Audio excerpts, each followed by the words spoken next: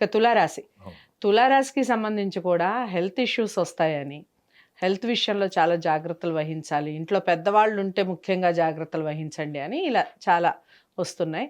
ఇక ఈ షష్టగ్రహ కూటం వల్ల కూడా చాలా ప్రాబ్లమ్స్ ఫేస్ చేస్తారని. ముఖ్యంగా ఉద్యోగాలు చేసేవాళ్ళు ఎలాంటి ఉద్యోగాలు అంటే కాంట్రాక్ట్ ఉద్యోగాలు చేసేవాళ్ళు జాగ్రత్తగా ఉండండి.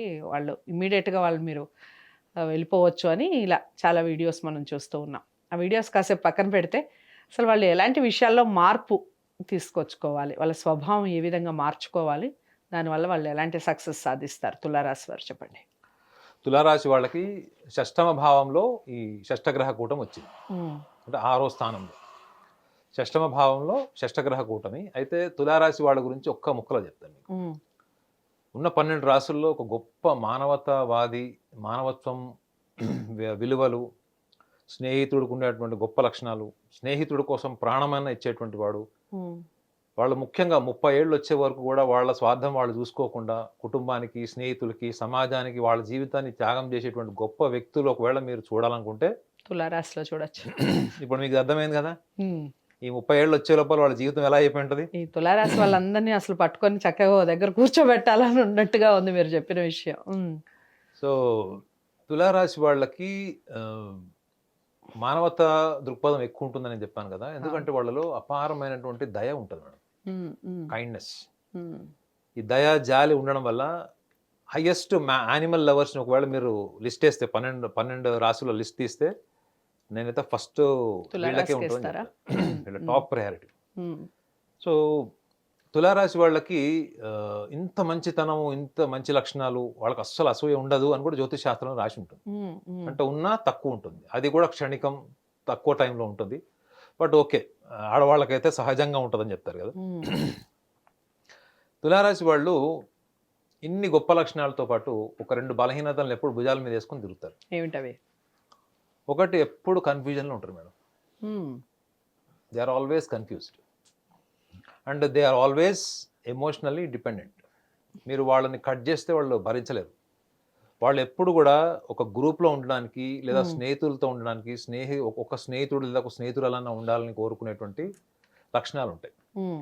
దీని వెనక ఉన్నటువంటి సైకలాజికల్ డైమెన్షన్ గూడా ఏంటంటే, వాళ్ళకి సెల్ఫ్ కాన్ఫిడెన్స్ లెవెల్ తక్కువుంటాయి. హ్మ్. సెల్ఫ్ కాన్ఫిడెన్స్ లెవెల్స్ తక్కువుంటాయి. ఓకే. వాళ్ళొక గొప్ప ప్రాజెక్ట్ తయారు చేసిన తర్వాత, హ్మ్. ఏబీసీడీ రాని వాడు గూడా వచ్చి వంక పెట్టాడనుకోండి ఆ ప్రాజెక్ట్‌కి, హ్మ్. వీడు మళ్ళా ఆ ప్రాజెక్ట్ రిపోర్ట్ అంతా రీచెక్ జేస్తారు.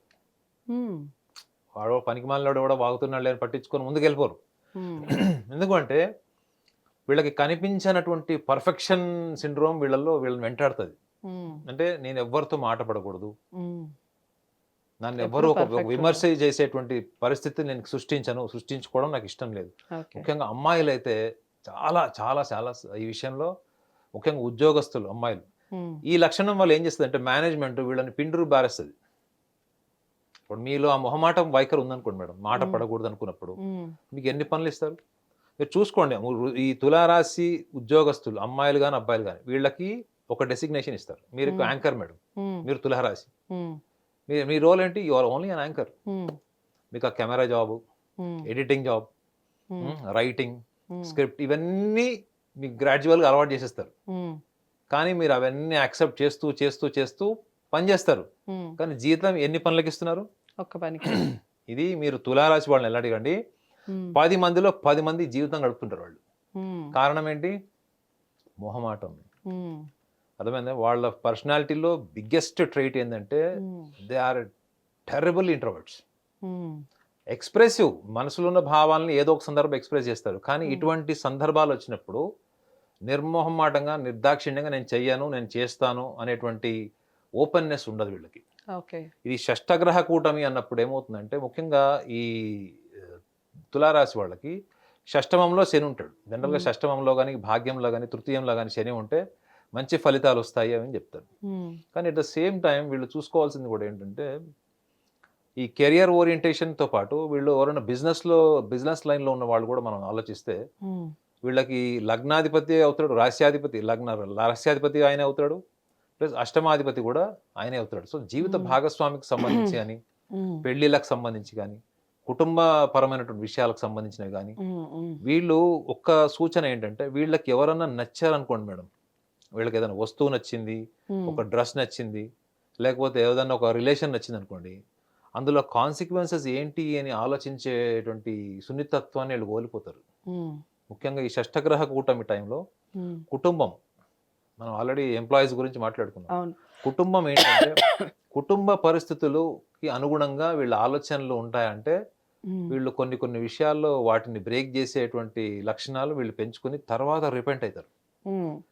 ఈ తులారాశిలో పుట్టిన అమ్మాయిలు జీవిత భాగస్వామి వాళ్ళు ఎంత హరాస్ చేసినా, టార్చర్ చేసినా ఆ విషయాలు వచ్చి తల్లికి చెప్పరు, తల్లిదండ్రులకు చెప్పరు, అణుచుకుంటారు.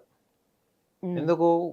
మేము బాధపడి వాళ్ళని కూడా బాధ ఎందుకు పెట్టాలి అంటే చూడండి, ఎక్కడికి వెళ్ళినా ఈ మొహమాట వైఖరి, మానవతా దృక్పథం. మా అబ్బాయిల్లో కూడా ఇదే ఉంటుందండి, సేమ్ ఉంటుందా? అబ్బాయిల్లో మీకు కనిపించినటువంటి పొసెసివ్నెస్ ఉంటుంది మేడం. ఒక అబ్బాయికి ఎవరన్నా స్నేహితుడు కానీ, అంటే మామూలుగా ఫ్రెండ్షిప్ లో ఉన్న రిలేషన్స్ కానీ, లేదా ఒకవేళ జీవిత భాగస్వామి కానీ, లైఫ్ పార్ట్నర్ లేదా లవర్, ఒకసారి వీళ్ళు ఓన్ చేసుకున్నారు అనుకోండి, వాళ్ళ కోసం సమాజం ముందు నుంచొని యుద్ధం చేస్తారు వాళ్ళు. And at the same time నేను ఇందాక కూడా చెప్పాను కదా, సెల్ఫ్ కాన్ఫిడెన్స్ ప్రాబ్లమ్స్ వల్ల వీళ్ళకి అనుమానము, స్పై నేచర్ ఉంటుంది. అనుమానం, ఇన్వెస్టిగేషన్ అంటే స్పై.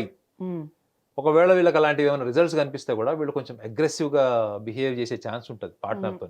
అంటే దాన్ని వాళ్ళు చీటింగ్ కింద తీసుకోరు, కానీ వీళ్ళని నెగ్లెక్ట్ ఫీల్ అయినప్పుడు ఒక బాధ ఉంటుంది చూడండి మేడం. చీటింగ్ చేసినప్పుడు మీలో ఒక రకమైన క్రుయాలిటీ బయటకు వస్తుంది, అవునా? కానీ వీళ్ళ జీవిత భాగస్వామి ఎవరైనా వీళ్ళు నెగ్లెక్ట్ చేసినా, లేకపోతే వీళ్ళకు ఉన్నటువంటి ట్రెడిషనల్ బౌండరీస్ ఉంటాయి చూడండి. అబ్బాయికి కొన్ని ట్రెడిషనల్ బౌండరీస్ క్రియేట్ చేస్తాడు when it comes to his girl friend roaming around the social circle.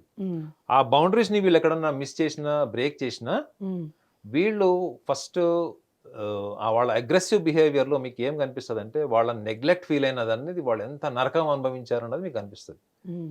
And at the same time వీళ్ళు ఫర్గివ్నెస్ కూడా ఉంటుంది. ఫర్గివ్నెస్ ఉంటుంది అంటే క్షమాగుణం, ఆ దయ ఉంటుంది కదా, ఆ లక్షణాలు ఉంటాయి. కానీ ఈ మీరు మగవాళ్ళ గురించి అడిగారు కాబట్టి ఇంకొక విషయం, ఇంపార్టెంట్ విషయం చెప్పాలి. వీళ్ళ కేర్కి, అంటే వీళ్ళు ఎంతైతే కేర్ తీసుకుంటారో ఆ పొసెసివ్నెస్కి, సస్పీషియస్నెస్కి వీళ్ళకి తేడా తెలియదు. ఓకే, అలౌక్యంగా మాట్లాడేస్తారు వీళ్ళు. వీళ్ళకి చూడండి ఎంత గొప్ప లక్షణాలు ఉన్నాయి. వీళ్ళకి ఒకటే వీక్నెస్ ఏంటంటే టెంపర్మెంటల్. టెంపర్మెంటల్ అంటే తెలుసు కదా మీకు, వాళ్ళు ఏ క్షణంలో ఎప్పుడు ఎట్లా మారిపోతారన్నది మీరు ప్రెడిక్ట్ చేయలేరు. ఈ టెంపర్మెంటల్ ఇష్యూస్ అన్నది తులారాశిలో అబ్బాయిలకి, అమ్మాయిలకి ఇద్దరికి ఉంటుంది. సో దీనివల్ల వాళ్ళు కుటుంబంలో కొంత వాళ్ళ యొక్క స్థానాన్ని కోల్పోవడానికి, లేదా కుటుంబంలో వాళ్ళు ఊహించుకున్నది, నిజంగా తులారాశిలో అబ్బాయి కానీ అమ్మాయి కానీ ఉంటే కుటుంబంలో ప్రాణం ఇచ్చేంత ప్రేమ ఉంటుంది వాళ్ళకి. ఈవెన్ తల్లిదండ్రులకు కూడా పిల్లల మీద అంత ప్రేమ ఉంటుంది, అన్నదమ్ములకు, అక్క చెల్లెలకు అందరికీ ఉంటుంది. ఒక రకం చెప్పాలంటే సర్వస్వం త్యాగం చేయడానికి వెనకపోవడానికి ఒక రాశి ఇది. ఈవెన్ వృశ్చిక రాశి వాళ్ళు కూడా కుటుంబం కోసం చాలా త్యాగాలు చేస్తారు. సో ఈ తులారాశిలో పుట్టిన వాళ్ళు ఈ చిన్న చిన్న లక్షణాలు, ఈ మొహమాట వైఖరి, అతి మంచితనము, మొహమాటానికి వెళ్ళి అన్ని బాధ్యతలను ఎత్తినేసుకోవడము, ఎట్ ద సేమ్ టైం వీళ్ళకి కూడా చెప్పాను కదా, స్నేహితులకు కూడా వీళ్ళు చాలా సహాయ సహకారాలు చేసేటువంటి లక్షణం ఉంటుంది. సో ఈ ముఖ్యంగా ఈ ఫైనాన్సెస్కి సంబంధించిన విషయాల్లో వీళ్ళు చెప్పా కదా, ఎమోషనల్ డిపెండెన్సీ వీళ్ళలో డిఫాల్ట్ ఉంటుంది. వేరే వాళ్ళ తెలివితేటలు ఉన్నాయనుకోండి, వీళ్ళు స్టార్టింగ్లో 100 క్వశ్చన్స్ చేస్తారు. మీకు 1,00,000 రూపాయలు ఇవ్వాలనుకోండి, ఎందుకు ఏంటి మీకు విసుగు వస్తుంది, వద్దులేరా నాయన అనే స్థాయికి తెస్తారు. ఇది బిజినెస్ స్టార్టింగ్లో. ఒక్కసారి మీరు బిజినెస్ స్టార్ట్ చేసిన తర్వాత అది ఆరంభ సూరత్వం లాగా ఫస్ట్లో ఉండేటువంటి ఆ ఫోకస్, కంటిన్యూస్ ఎఫర్ట్ ఏదైతే ఉంటుందో అది ఒక్కసారి మొత్తం పార్ట్నర్కి ఇచ్చేసి వీళ్ళు వేరే పనులు తిరుగుతారు. అంటే మీకు ఏం తెలుస్తుంది అంటే వీళ్ళకి గ్రాడ్యువల్గా కన్సిస్టెంట్ సీరియస్నెస్ ఉండదు మేడం. ఒక రకం చెప్పాలంటే 12 రాసుల్లో చాలా క్యాజువల్గా, మన వాళ్ళు చెప్తారండి బేవర్స్ అని, క్యాజువల్గా అంటే సీరియస్నెస్ తక్కువ, క్యాజువల్గా ఉండేటువంటి రాశుల్లో ఇది టాప్ రాశి ఇది. సో అందుకే వీళ్ళు చాలా మటుకు డబ్బులు వీళ్ళవి బ్లాక్ అయిపోయి ఉంటాయి. ఇన్వెస్ట్మెంట్స్ కానీ, మనీ కానీ, ఎక్కడంటే వీళ్ళ లిక్విడ్ క్యాష్ కానీ వీళ్ళు చాలా చోట బ్లాక్ అయిపోయి ఉంటుంది వీళ్ళది. కారణం ఏంటంటే మొదట్లో ఎంత స్టాటిస్టికల్గా అలర్ట్గా ఉంటారో గ్రాడ్యువల్గా వీళ్ళంతా కేర్లెస్గా ఉండేటువంటి లక్షణాలు మగవాళ్ళకి ఎక్కువ ఉంటుంది. అదే మీరు అమ్మాయిలను అడగండి, అమ్మాయిలు ప్రతి విషయం క్యాలిక్యులేట్ చేస్తారు. ఒక రకం చెప్పాలంటే వీళ్ళకి మినిస్ట్రీ ఇస్తే వాళ్ళకి ఫైనాన్స్ మినిస్ట్రీ అది. వీళ్ళకి default economical thinking, calculation, compartmentalisation, financial compartmentalisation, ఇవన్నీ కూడా వీళ్ళకి డిఫాల్ట్ ఉంటాయి వీళ్ళకి. రైట్. సో ఈ షష్టగ్రహ కూటం వలన వీళ్ళు మార్చుకోవాల్సినవి ఏంటి? ఇమ్మీడియట్‌గా మార్చుకోవాల్సినవి ఏంటి? అలాగే ఏ రంగం బాగా కలిసొస్తుంది వీళ్ళకి? ముఖ్యంగా వీళ్ళు మొదటి నుంచి ఉన్న స్వభావం కాబట్టి ఇప్పుడు రాత్రి రాత్రి మార్చుకోలేమని మీరు అనొచ్చు. అవును. వీళ్ళు సాధ్యమైనంత వరకు వీళ్ళు ముఖ్యంగా వీళ్ళ సోషల్ సర్కిల్‌ని ఫిల్టర్ చేయాలి. హ్మ్. హ్మ్. ఈ సోషల్ సర్కిల్‌లో మీరు ఒకళ్ళ మీద డిపెండ్ అయ్యి ఉన్నారా? హ్మ్. లేదా వాళ్ళు మీ మీద డిపెండ్ అయ్యి ఉన్నారా? ఆ డిపెండెన్సీకి గల కారణం ఏంటి? అది ఒకవేళ ఎనీథింగ్ రిలేటెడ్ టు మనీ, హ్మ్. డబ్బుకు సంబంధించింది అని అనుకుంటే అక్కడ మీరు చాలా ప్రాక్టికల్‌గా ఉండడమే కాకుండా హ్మ్. కొన్ని కొన్ని విషయాల్లో మీరు కఠినమైనటువంటి అభిప్రాయాలను కూడా చెప్పేటువంటి సాహసం చేయాలి. ఓకే. ఇదొకటి. రెండోది మీరు తీసుకునే నిర్ణయాల్లో ఎప్పుడు కూడా అది భావోద్వేగాల పరమైనటువంటి నిర్ణయాలు ఎక్కువుంటాయి. ఎమోషనల్ డెసిషన్స్ ఎక్కువుంటాయి వీళ్ళవి. హ్మ్. అక్కడ సందర్భం ప్రవోక్ చేసి, సిట్యుయేషన్ ప్రవోక్ చేసినా, అక్కడ మనుషులు ప్రవోక్ చేసినా వీళ్ళు తొందరగా హర్ట్ అయిపోయి, హ్మ్. దానికి కంప్లీట్‌గా సరెండర్ అయిపోయి, దానికి తగ్గట్టుగా వీళ్ళు మారిపోతారు. హ్మ్. సో, వీళ్ళు అవాయిడ్ చేయాల్సిందేంటంటే, వీళ్ళ ఎమోషన్స్ ఏవైతే ఉంటాయో, ఈ ఎమోషన్స్ అన్నిటిని కూడా రేషనల్లీ కన్విన్స్డ్ ఫ్యాక్ట్స్ అంటే మనం ఏదైతే మనకి పనికొస్తదా? లేదా? హ్మ్. అనేటువంటి వ్యత్యాసం చూసుకునేటువంటి సహనాన్ని కూడా వీళ్ళు పెంచుకోవాలి. హ్మ్. వీళ్ళని ఈజీగా ప్రవోక్ చేయొచ్చు. హ్మ్. ఈజీగా వీళ్ళ ఐడియా మార్చొచ్చు. ఈజీగా హ్మ్. వీళ్ళ మైండ్ సెట్‌ని ఇన్‌ఫ్లుయెన్స్ చేయొచ్చు. ఓకే. అఫ్‌కోర్స్ వాళ్ళు ఒక నిర్ణయం తీసుకొని తర్వాత over a period of time మళ్ళా మోడిఫై చేసుకొని వాళ్ళకి నచ్చినట్లు వాళ్ళు ఉండొచ్చు. కానీ ఈ హ్మ్. మధ్యలో జరిగేటువంటి లాస్ ఉంటది చూడండి. అది రిలేషన్స్‌లో కావచ్చు, బిజినెస్‌లో కూడా కావచ్చు. ఇది హ్మ్. మాత్రం గ్యారంటీ అవుతది వాళ్ళకి. ఓకే. ఇంకొక విషయం థర్డ్ పాయింట్ ఏందంటే వీళ్ళు మెరుగుపరుచుకోవాల్సింది ఏదన్నా ఉంది అంటే, వీళ్ళు చాలా విషయాలు అంటే ఎన్నో విషయాలు వీళ్ళు ఎవరైనా ఒక్క పర్సన్‌కి షేర్ చేస్తూ ఉంటారు వీళ్ళు. హ్మ్. హ్మ్. వీళ్ళకి స్నేహితులున్నా గానీ, బెస్ట్ ఫ్రెండ్స్ ఉన్నా గానీ, స్కూల్ నుంచి ఉండేవాళ్ళు దీర్ఘకాలంగా ఉంటారు. వీళ్ళకి లవ్ అఫైర్ గూడా ఉంటే 10 ఏళ్ళు, 5 ఏళ్ల తర్వాత పెళ్లి చేసుకుంటారు. హ్మ్. ఇవాళ చూసాము నెక్స్ట్ మంత్ పెళ్లి. ఆ తర్వాత రిలేషన్ అట్లా ఉండదలా. ఉండదు. హ్మ్. దే ఆర్ వెరీ అంటే స్క్రూటనైజ్డ్ పీపుల్ అంటే బాగా చెక్ చేస్తారు. హ్మ్. సో, వీళ్ళు ఎప్పుడైతే ముఖ్యంగా when it comes to interpersonal relations and love వీళ్ళు రిస్క్ అండ్ అడ్వెంచర్ నేచర్ ఉంటది. ప్రేమ కోసం ఏమన్నా చేయగలము అనుకున్నప్పుడు, వీళ్ళ ప్రేమలో ముఖ్యంగా ఎదుటి వాళ్ళ ప్రవర్తన, వాళ్ళు తీసుకున్న కేర్ మాత్రమే కాకుండా, మిగతా యాస్పెక్ట్స్ కూడా చూసుకోండి. అంటే మీ ఫ్యామిలీ నుంచి మీరు దూరమైనా, రేపొద్దున మీ ఫ్యామిలీ నుంచి మీ రిలేషన్స్ కట్ అయినా, హ్మ్. అది మీరు భరించలేరు. ఎందుకంటే హ్మ్. వీళ్ళకున్నటువంటి బిగ్గెస్ట్ వీక్‌నెస్ ఏందంటే సిబ్లింగ్సే.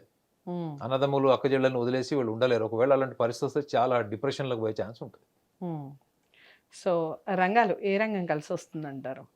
నేనైతే వీళ్ళకి చెప్పా కదా మేడం. పక్కా వీళ్ళు finance, business economics anything related to this. Otherwise art ఈ ఆర్టే. ముఖ్యంగా ఈ ఫోటోగ్రఫీ ఓహ్! ఆహ్, ఉంటాయి గదా! అంటే creative fields creative. Anything creative field. Main technical job madam వీళ్ళది. హ్మ్. వీళ్ళకి ఎనీథింగ్ రిలేటెడ్ టు మెషినరీ వాళ్ళు ఎంజాయ్ చేస్తారు బాగా. అది right. Anything related to editing కావచ్చు, ఫోటోగ్రఫీ కావచ్చు, టెక్నికల్ మెషినరీ కావచ్చు, ఏదైనా కావచ్చు. They are gems in that field.